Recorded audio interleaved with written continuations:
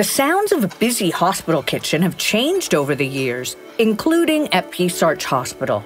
New technology and pre-packaged meals, introduced for greater efficiency and cost savings, have somewhat muted the clanging of pots and pans. But there's a new movement underway to return to an old concept: full-service food production with meals prepared from scratch.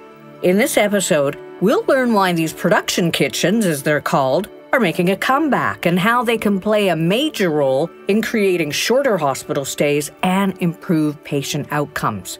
Here's a hint: it's all about choice. This is The Power to Heal.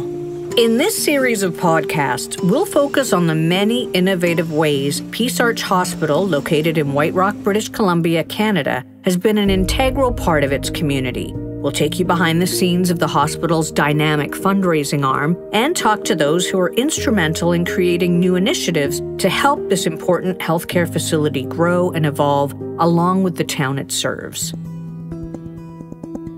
Back in the 1990s, the Canada Food Guide, designed to help Canadians make better, more nutritional food choices, featured a simple four-color scheme representing a balanced diet: yellow for grains, green for vegetables and fruits, blue for dairy products, and red for meat and meat alternatives. Later editions of the Food Guide acknowledged that a one-size-fits-all approach didn't really address the complexities of Canada's rapidly changing demographics. Age, gender, cultural considerations, and the desire by many for alternatives to meat and dairy meant that the key to good nutritional health was the ability to personalize information contained within the guide. This posed a problem for kitchens in healthcare settings, many of which had been caught up in the trend toward lower-cost, pre-packaged meals. Known as retherm, these outsourced meals may have been initially viewed as an effective means of streamlining a necessary but often expensive component of a hospital stay.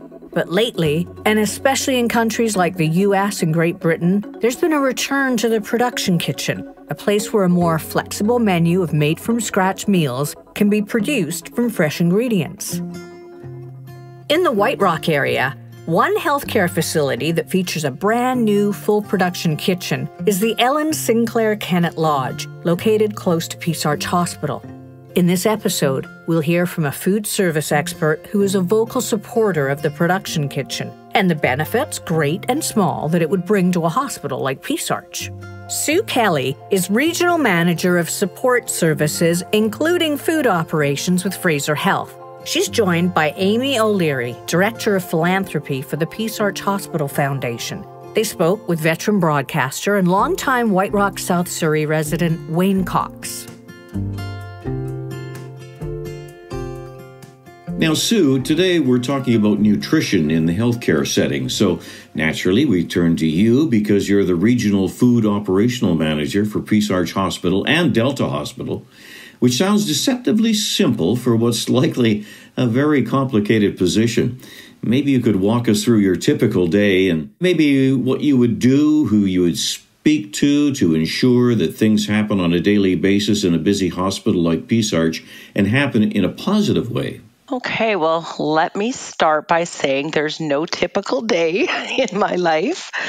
I wake up 6 a.m. checking emails for all the sites to see, first of all, do I have people? Have my people shown up? Do I have a roster so that we can actually feed the patients? So that's been number one on our agendas, as everybody in the hospitals right now with the staffing shortages worldwide, that's been a challenge. So as soon as I learn that we have a full roster or that we are able to get a full roster, I venture my way into the sites. I work 2 days a week at Delta, 3 days a week at Peace Arch. However, moment to moment that can change. I can be at Peace Arch and have to head over to Delta to put out fires or whatever may happen. Basically, my role here is to support the staff in order that we can, like I said before, so that we can feed the patients well.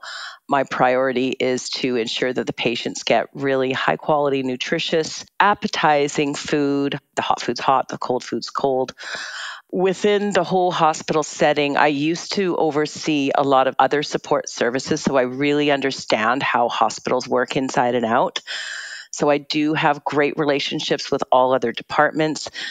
I'm very friendly with maintenance, as known as FMO, as we have broken equipment all the time. So by offering cookies and muffins, we get our equipment fixed maybe a little quicker than other departments. We have lots of tricks up our sleeves. That sounds like bribery to me, Sue. Hey, you got to do what you got to do. Whatever works, huh? Whatever works. A lot of people say, I don't know how you do it, but I think that all of my colleagues and I who manage these departments, I think we're a little bit crazy because we kind of like it. Well, you talk about, obvious things like good nutrition and the related health benefits to that.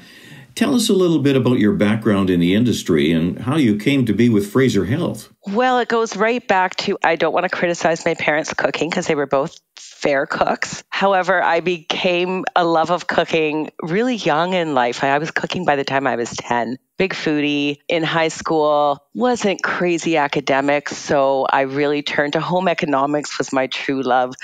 Give me cooking classes, nutrition classes, sewing classes. I even ended up in woodwork. I grew up in Burnaby. I went to Burnaby Central Senior Secondary where they had a really huge cafeteria nutrition program. And I worked there for 2 years. I worked in the morning before school started. I worked right through lunch. I worked after school, all for the experience and credits. And I was really happy enough to get a bursary, which I didn't know what I wanted to do. Like most kids who come out of high school, you don't know what you want to do. And I ended up working as a food service worker. So I started from the very bottom at Holy Family Hospital. I'd never seen a food service supervisor. I'd never seen a dietitian before. I didn't know anything about it. I thought that's pretty cool. So I took my bursary and I went off to Langara College and did the food service management program. And 2.5 years later, I did my practicum at Burnaby Hospital and then they hired me. So I was back in 1991, all of 21 years old. I was now a supervisor. And it was scary, but I didn't let anybody see that, I'm sure. I lived 4 blocks down the street from Burnaby Hospital. So Burnaby Hospital, I think at one point my whole family worked there. So it was very community orientated and I learned from some of the best. I worked there for 12 years. From there, I went to Felburn Care Center in North Burnaby, where I really, really learned what long-term care was all about. I worked under a dietitian who had a heart of gold when it came to seniors. And I don't know if I would be where I am today without her really teaching me just how to deal with seniors and what they like. And that was back really old school. So I come from a great ground of learning. And then my next place of work was Queen's Park, again, another long-term care center and rehab center. And that's where I was able to take everything that I had really learned in the past and really put it together. And we had a fantastic kitchen at Queen's Park. They still do. It's a beautiful production kitchen. And that's where I delved into diet technician, recipe development, menu development, all that fun stuff. I was right out in the kitchen helping the cooks and developing recipes and tasting food. It was probably one of the funnest jobs I've ever had. And then from there, I upgraded my education some more and started going into management. I worked at Eagle Ridge.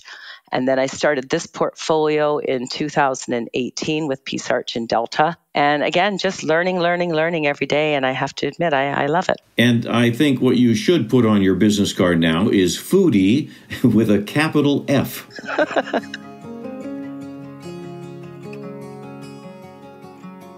Your love of food obviously comes out, and healthy diets are a must for hospital setting. But I'm sure you've seen over the years a real change in the way a hospital kitchen operates or the food is delivered, that kind of thing. Well, I've seen so many different ways of food operations. When I started at Burnaby, it was cook-serve. You cooked from scratch and you served it then and there. And then Burnaby Hospital, they continued to cook their own food, but then they went into the retherm way of back in the 90s. That's when the retherm kitchens were all the rage. I was going to jump in there and ask you, what is retherm? What does that mean? That's actually a really good question because a lot of people don't know what that means. So retherm, it can be retherm or prepared kitchen. Basically what that means is you're not doing any cooking at all. You're bringing in everything that's already been prepared and it's usually frozen. So we have our suppliers, Gordon Food Service, and they, with some help from Fraser Health and Health Pro Canada, we have some buying power as the whole hospital system over Canada. So they source, Stofers, Campbell's. They're very good products. A lot of these companies, they've actually worked with us to ensure that the sodium levels, trans fat, all of the carbohydrates, everything that we need to fully meet the complement of nutritionals is met. But the difference is so production kitchen, you're cooking from scratch. Retherm, the best way I can explain it is airline food. That would probably be the easiest way. The food comes in prepared, it goes onto the tray prepared, and it goes into what we call berlage wagons. There's all sorts of different types of retherm wagons. Ours are berlage. They're very fancy, very expensive. They're made in Italy. And so when they break down, we have to get the parts from Italy, so it's not always ideal. The best part about retherm kitchens is the hot food is very hot and the cold food is very cold. But it is good food, though, correct? Even though you don't supervise the making of the food, you must somehow have a feeling that it's going to be good food for people. Well, what happened is back in the 90s when retherm was all the craze, because you weren't cooking the food any longer, you wouldn't need as many production workers or cooks. So the idea was that we knew the prepared food would be more expensive, but we thought the labor would be a lot lower. So we really did think that this was going to be cost effective. Unfortunately, that never came to fruition. Now, I don't want to say that the food is not good and healthy, because it is. It's the very same as you going to the grocery store and picking up a lasagna. The lasagna is nice, it's good. You can even look at your ingredients to see if that's what you want. But it's never really going to match making a lasagna from scratch. There's nothing wrong with it. But even at home, we do a little bit of both. But when you have a retherm kitchen, your hands are really tied. You're kind of held hostage to your suppliers. A really good example of this is during the pandemic and then the floods and the fires. The supply chain was completely disastrous. So we have still 3 retherm kitchens in Fraser Health. It's us, Peace Arch, Surrey, and Langley, and the rest of the kitchens are all production kitchens, which is cooking from scratch. So if we couldn't get, I'll just use an example, maybe we couldn't source cheddar cheese for whatever reason, and you know how kooky it was back in the pandemic. It could be just a whole dairy farm could have been shut down because everybody had COVID. Or it could be the production plant had an issue with a piece of machinery, and now they can't make your product. So the production kitchens could just swap out. If we're not going to use cheddar cheese, we'll use Colby, we'll use Monterey Jack, we'll do something.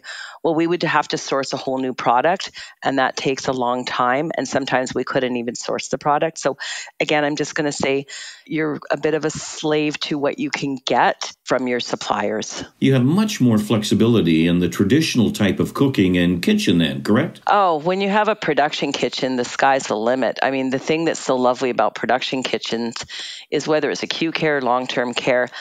Like I'll take an instance at Queen's Park. You might have somebody whether they're in rehab or long-term care, and they're just having a heck of a day.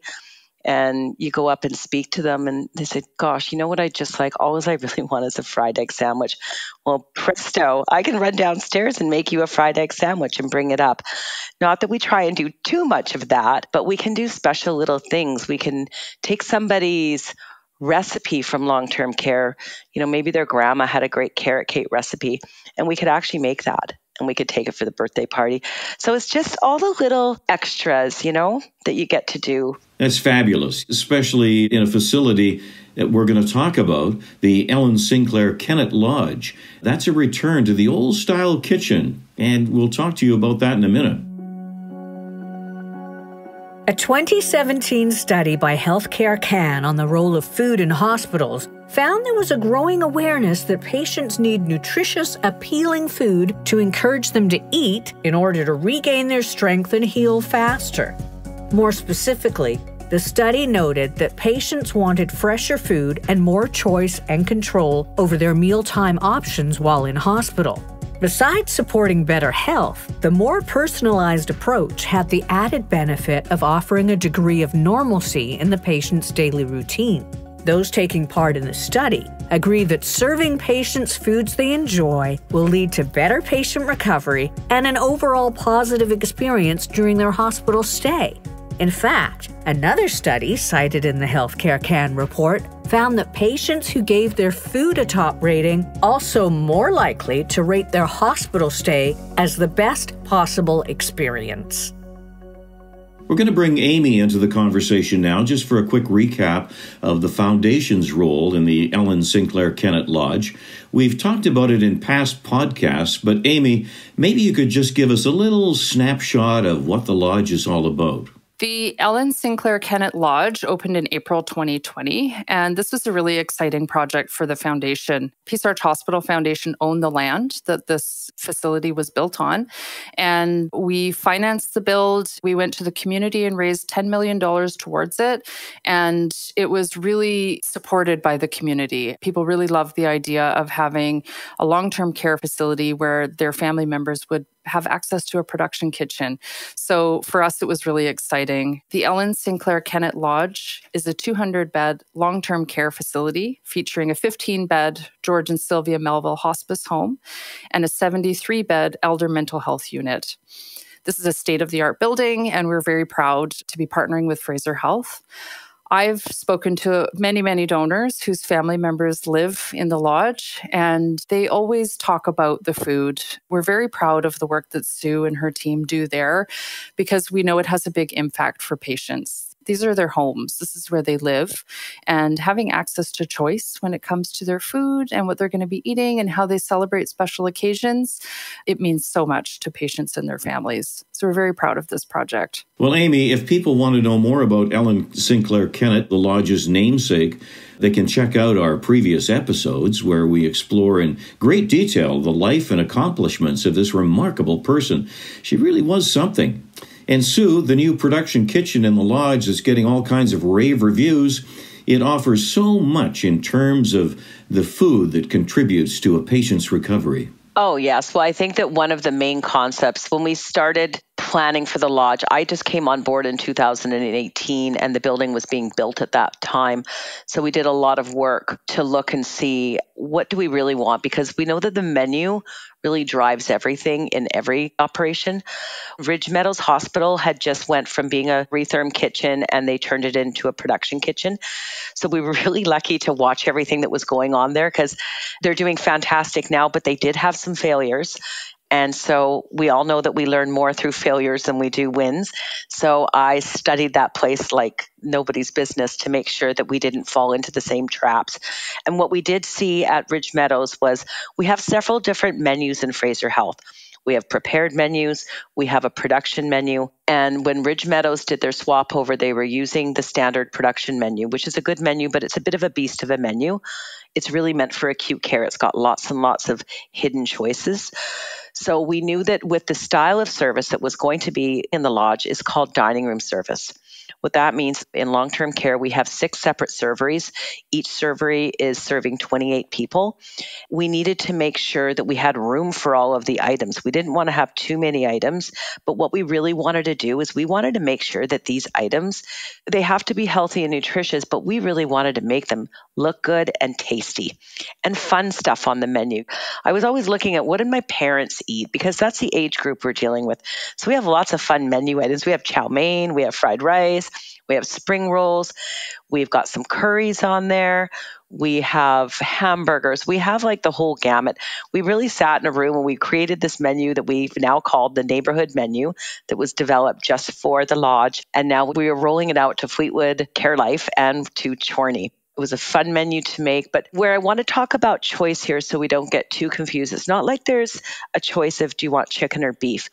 The idea behind the ideology and the guiding principles of this menu were, let's not make it terribly complex. Breakfast is breakfast. We always have an amazing oatmeal that's got a little bit of extra calories and extra protein that we slip in there, but it's super yummy. And then there's usually egg and toast. There's any kind of cereal that you want because cold cereal is available at any time during the day. Lunchtime, it's always a nice hot entree, whether it's a comfort food, macaroni and cheese, or if it's something a little bit more progressive, like a plant-based bangers and mash. So the idea behind it is the food service worker actually dishes up the plate of food in the servery and hands it to the care staff, who then takes it over to the resident. If the resident says, I don't feel like having that today, then that's fine. We can offer them a sandwich. We always have other sandwiches as a hidden choice. Do you want just a piece of toast and cheese? How about a banana? Do you want some cold cereal? So they're very simple choices. It's nothing that's all that complex. And you know what? Do you want ice cream? Maybe you just want dessert, and that's okay too. When you get to this point in your life, this is about quality. and you get to have what you want. One of my favorite dietitians when I was younger said to me, when and if I end up in long-term care, please just thicken my gin and blend my cheesecake. And that stuck with me. And I thought, yeah, that's the concept. The exciting part is I said that you get to order what you want, when you want, how you want, but it's off of a restaurant style menu. So it's like a one page. It's got maybe 15 breakfast items and then maybe 10 different entrees, hot and cold, different salads. And so that's how it goes. We also have a South Asian menu that we've already created. So all of those options are available. And we are looking at getting some halal choices on the menu as well. We need to make sure that everyone is having a nutritionally balanced meal. And again, something that they like. So if it goes back to the families having to bring in items, we do have our special menus, our South Asian menu that has a lot of vegetarian items, and anybody can choose off of that menu. We want to support the foods that are comforting to them as well. Macaroni and cheese might be my thing, but some lovely hot dal might be perfect for somebody else. It just comes down to comfort food and what will they consume. So we do have all those recipes and products as well. Now, Sue, I have a pen and paper here. I'm just going to take the phone number down for reservations because this is sounding pretty good to me, I'll tell you. And I think that's the goal, isn't it? It not only sounds good, but it tastes good and it's good for you. In this day and age, man, do we ever make things complex. It's so simple when you just come back and think, all we want you to do is eat and enjoy. Because if you're consuming the food, you're almost the whole way there. The thing is, you can go and say breakfast, lunch, and dinner, we have 1,800 calories. We know how much fat, how much carbs, how much protein, this and that. But if you put it in front of the resident and they don't eat it, well, all of that goes out the window. So the main priority is, what is it that you want? The challenge, it's really funny. I think of a time where the first year of the lodge opening, me and one of my colleagues went and we got about 20 of the residents together. And we wanted to kind of get a sense of, what are you liking? What are you not liking? Well, it was the most comical thing because one person would say, I want more peas. And somebody in the back would say, I hate the peas. It's a hard job to please everyone. But I think at the lodge, they're doing a fantastic job with waste audits. They're going around, they're looking, they're seeing, okay, what's being wasted? What are they not eating? And they will put different menu items on the fly all the time. That's amazing. So it's always a work in progress. I don't think a menu is ever set. It's constantly changing. Another great thing about choice dining is that, again, the patient, they get to choose what they want. Because currently what's happening right now, we do a really good job of keeping waste in the kitchen very, very low. But our big part of waste is once we send those trays upstairs, unfortunately, we're getting 50% of the food coming back into the kitchen, which goes into the organics. What we've learned and what we know, especially from women and children's, is that actual plate waste from the units comes way down when you're doing choice dining because people are asking for what they want. They can even get a half of a sandwich. So again, what we're finding is less waste, which again, everything that we're looking at is towards planetary health and just trying to help the environment as well. If I can just jump in before we move on. Yes, Amy. I would love to just offer an example. So about choice dining, I had the honor of knowing Ellen Kennett personally. And when she was end of life here at Peace Arch, just before she passed, she spent a time in Weatherby. And I went to go and visit her there. And she said to me, Amy, I just want a banana. I just want a banana. I'm tearing up right now because it's such a simple thing. But when people come to our hospital, they just want a banana. And I'm so proud of this project. And it is very exciting to be able to offer something like that to our patients and their families. Now, Amy, tell us what the Foundation's role through all of this is. I mean, it sounds marvelous from a kitchen standpoint, but what about the Foundation? What are you doing to help out? So Peace Arch Hospital Foundation, we work very closely with Fraser Health on projects like these. We've been having conversations with Sue and her team now for years about the vision. We love to talk about what could it look like here at the hospital and what could be the environment for food and how could that impact patients. So we love talking about the vision first. And then we start advocating. We start working with Fraser Health and saying, this is something that is important to our patients. patients, it's important to our donors, it's important to our community. We started talking to some of our donors, and boy, are they excited. Most people in White Rock, South Surrey, have either stayed at Peace Arch or had family members stay at Peace Arch or on the campus, and they are excited. So when we start to see that, we want to talk to Fraser Health about, okay, how can we work together to move this project forward? So that's exactly what happened. It's been approved to move ahead. We understand that the business plan is in progress right now. So Fraser Health is working hard to see, where is the kitchen going to live? What is it going to look like? What are the features going to be? And we're kind of standing by. So as soon as we get more of that information, we're ready to go out and start talking to donors about how to make it happen. So we're kind of on standby right now, but we're having the conversations already. And I just can't say enough how excited people are for this.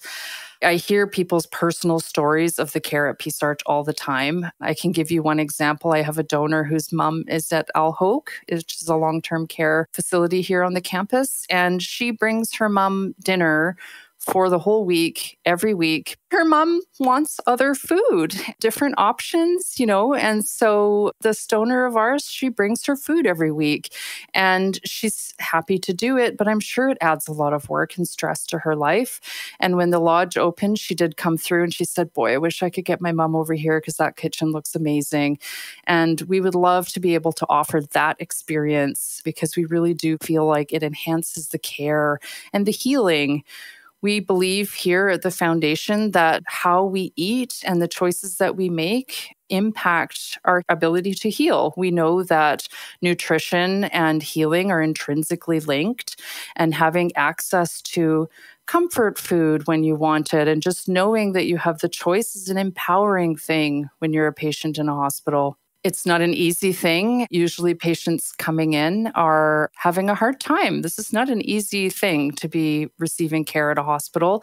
So we know that having some choice in what goes on is really empowering and nourishing, and that people will have a better ability to get better. According to a 2014 report, a typical large hospital throws out more than 1 ton of food a day. And in some Canadian hospitals, over half of the food served to patients ends up uneaten. Although there may be any number of reasons for food being left on a patient's tray, studies show that unappetizing outsourced meals are a contributing factor to this wastage.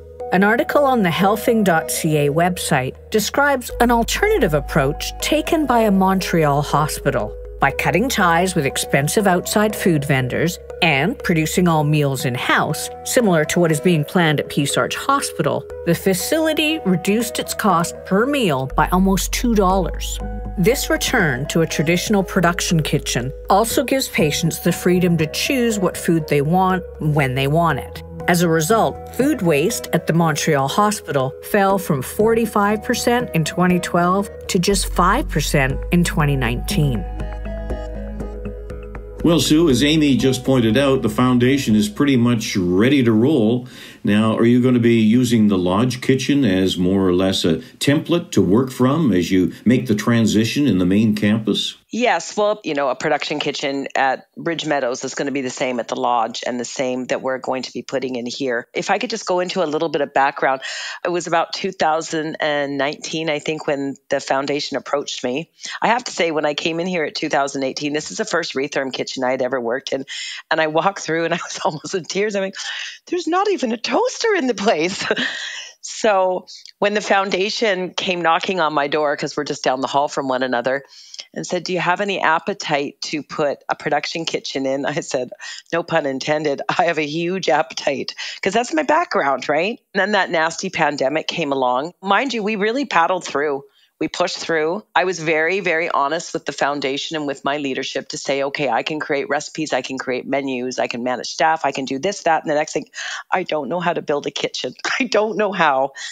And certainly off the side of my desk. So at that point, the foundation was fantastic and they stepped up to the plate. and they gave us $40,000. And that was the Healthy Community Steering Committee. And they liked what they heard. And so they agreed with me. And we hired this fantastic kitchen design company named Kaizen Kitchen Design. They're back east. They do all sorts of work for all the health authorities in Canada, and especially some huge private hospitals in the US. And that's where the foundation said, okay, go out, do some research. The stars are your limits. Just any kooky idea that you have, bring it to us. I was like, oh, this is going to be fun. So the production kitchen cooking from scratch is number one, of course. But the really exciting piece about the new production kitchen is what's called choice dining. If you don't mind, I'd like to speak to that for a minute. Absolutely. For me, this is the most exciting part. We know that when we have such a huge senior population here in White Rock, South Surrey, and a lot of people, when they're entering through Emerge, they're malnourished already. And getting them to the point where they're going to be a little bit more nourished, obviously is going to help the healing process and make them feel better, as well as hopefully get them back home as quick as possible as well. So we know that people eat differently when they're sick. I eat differently when I'm sick. And if you have to be admitted to hospital these days, you're pretty darn sick, right? So how we serve right now is we serve breakfast, lunch, and dinner, whether you like it or not. At dinner time, you're going to maybe get a big serving of shepherd's pie piece. Like, it's a lovely meal. But I don't know, if I'm not feeling well, I just might want a bowl of chicken noodle soup and a bun and maybe some Jell-O. Yeah. So choice dining, they're doing a pilot at Surrey right now and at RCH. And Women and Children's has been doing it for a few years now. So I went down and had a little field trip down there to see what's going on. So there's a bunch of different ways that choice dining works.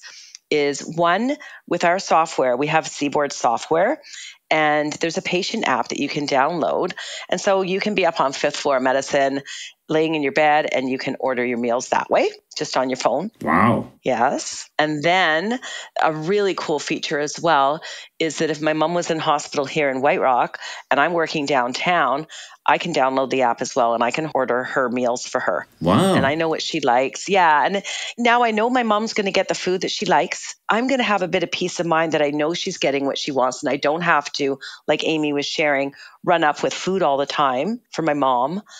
And then the nicest part of all of it, because I think that technology is great, love technology, but I think we've really lost the human touch. So what we're saying that we will supply as well is what's called food ambassadors.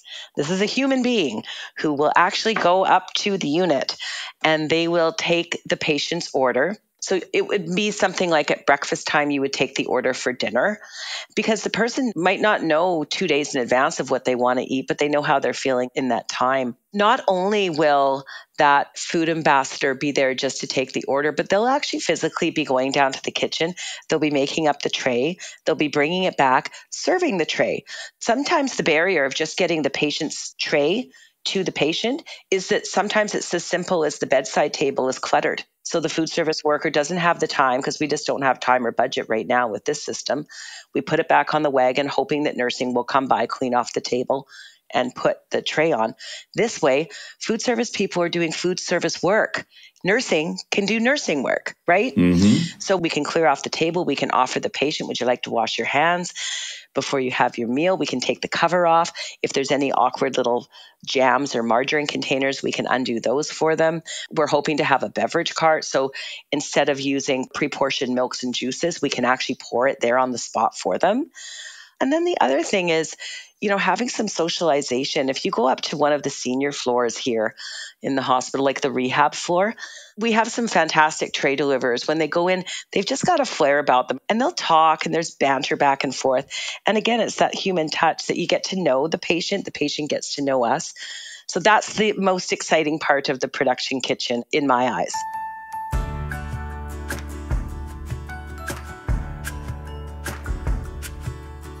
Now, Amy, in terms of healthier communities, I imagine sending patients home who have been fed a nutritious, balanced diet must have some kind of ripple effect. We think so. Like Sue said, there's a large percentage of patients who are coming to our hospital already malnourished. So we hope that investing in nutritious meals would have a ripple effect. And we really believe that that is going to happen. So we do believe that when patients come to the hospital and they have access to healthy, nutritious food to help get them better and provide them with the resources and education when they leave, that hopefully this can be sort of a community hub for health and nutrition. People will know that we have a hospital and a cafeteria. We're not sure what that vision looks like for the soup food on site, but we would love for it to be a place where families come just to enjoy a good meal, that our medical staff know they can come here and they can just have a great, nutritious, filling meal when they're here working long hours. And the same with patients and their families, that our cafe and our food services here is a hub of information, so that if they're not sure how to cook or how to get access to nutritious food, that when they leave the hospital, they have more access to that information. So we really do feel like it's going to have a ripple effect. Our foundation supports local programs and initiatives to assist in creating the healthiest community possible through both our Healthy Community Grants Program and our Healthy Community Steering Committee.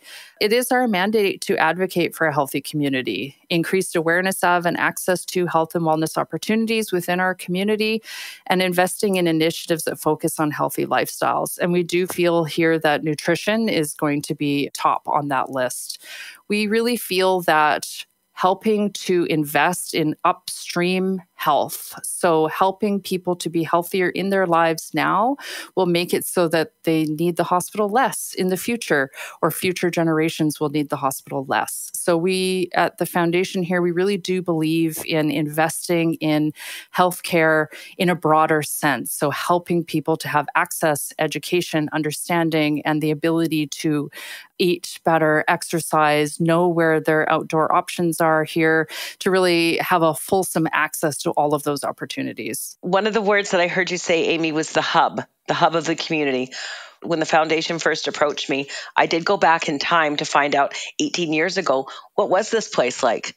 And talking with Ron Stevenson, the old manager from FMO, a lot of the people, the staples here of the building, they said the kids from the high school used to come up the street and have lunch. And then the seniors from the community would come in and have lunch or dinner or maybe breakfast. It was affordable. It was nutritious. It was socialization. So when I heard all this, I thought, that's what we want to bring back. This was the hub of the community. So the other piece around that is when the foundation said, aim for the stars, I thought, yes, so we came up with some great ideas. Like, could we get a patio?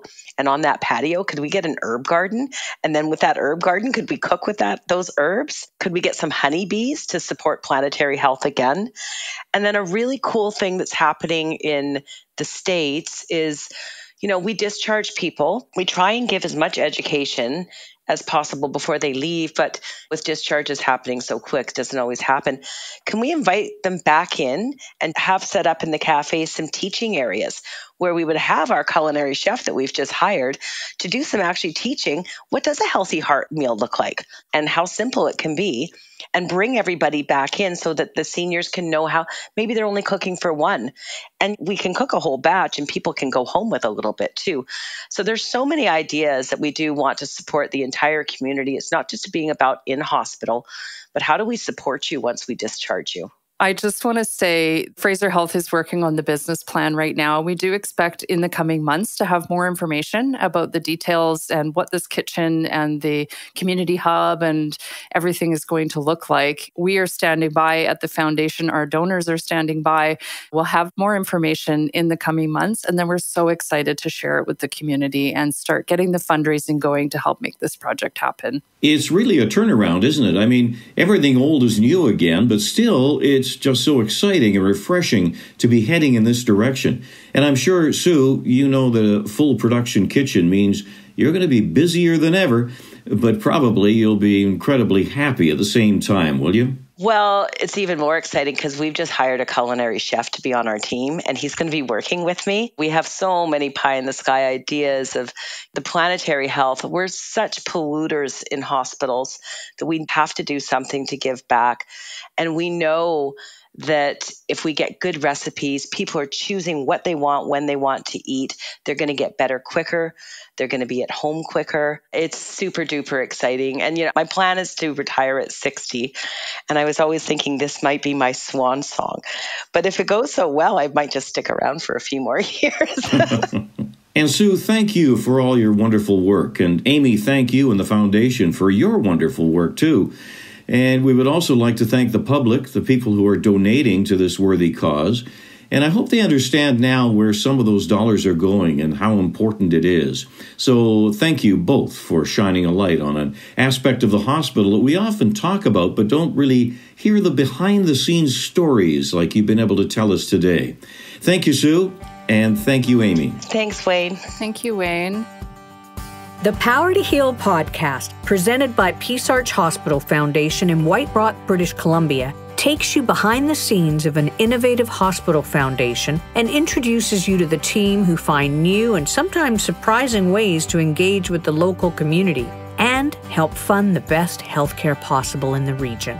Since 1988, the foundation has raised over $210 million for capital projects, medical equipment, and community health programs. Their passionate and caring team's number one priority is the prudent stewardship of your gifts and the resulting positive impact on patients and medical staff at Peace Arch Hospital and the entire White Rock South Surrey community. Peace Arch Hospital Foundation, where innovation comes to life in so many ways. The simple act of giving is truly transformational. Every dollar we receive is enhancing healthcare in this community, whether it's supporting our capital infrastructure, the purchase of essential medical equipment, or funding a wellness program like stroke recovery or a children's club to encourage healthy habits and active play. Our wide range of giving options includes monthly donations, an increasingly popular and convenient choice that makes the greatest impact on your community hospital. You just sign up once and the rest is automatic, and that includes receiving a consolidated tax receipt at the end of the year. But no matter what giving option you choose, it all matters and it all makes a difference. Be sure to subscribe to Power to Heal wherever you get your favorite podcasts. Each episode brings you inspiring stories about the Peace Arch Hospital Foundation and its innovative approach to supporting better healthcare throughout the White Rock South Surrey community. Thanks for listening. Another Everything Podcast production. Visit everythingpodcast.com. Subscribe